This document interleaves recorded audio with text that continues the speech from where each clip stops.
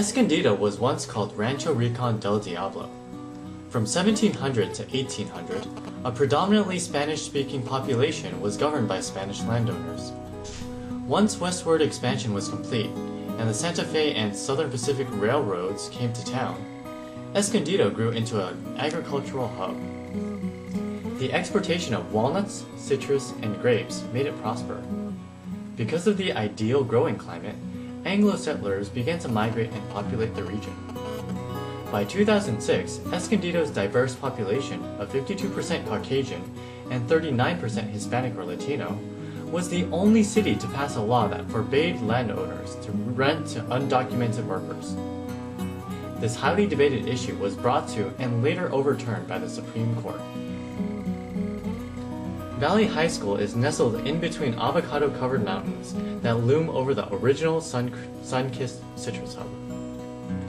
Valley is a continuation school that has served students aged 16 years or older who are at risk of not graduating. Learning for all, whatever it takes, is Valley's positive motto. They believe that all students will learn and achieve success. The students learn how to respect themselves and others, solve problems, and manage anger.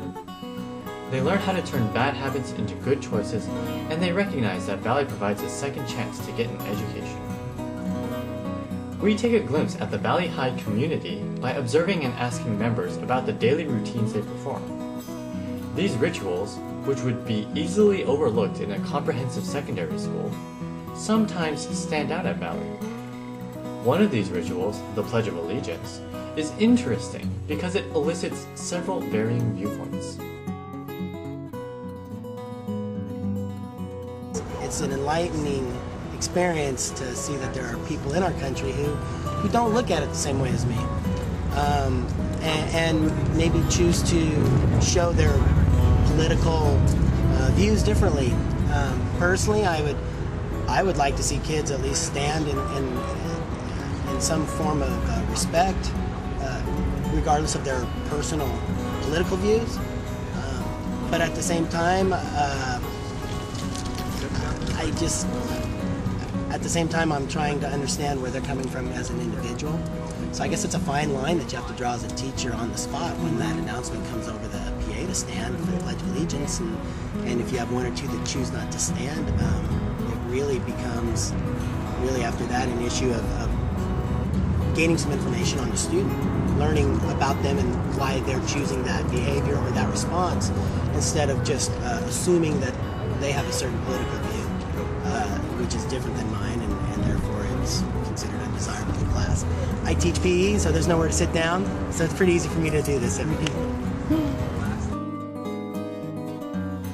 I think it's important that we do some kind of a patriotic observance. I think we have an obligation as educators to promote that, but we also at the same time have to balance it off with the fact that students have a right not to observe it if they choose to do so. And that's just part of the American fabric. They've got certain rights and we have to respect those. If you stand, you show respect. If you don't stand, you show you don't care about where you're at.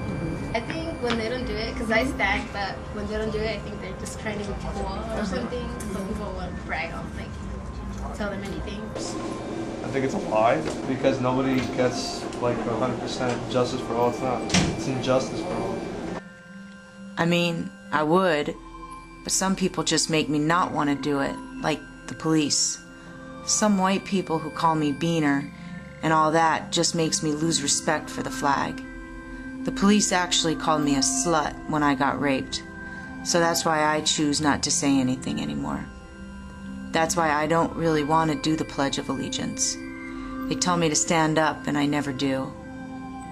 In other words, we all have rights, so we could pretty much do whatever we want if we do or don't. Yeah, it's a better place to live than anywhere. Sometimes it's bad. Yeah, I'll respect for those who fought the war. I'll stand up for that. That's about it.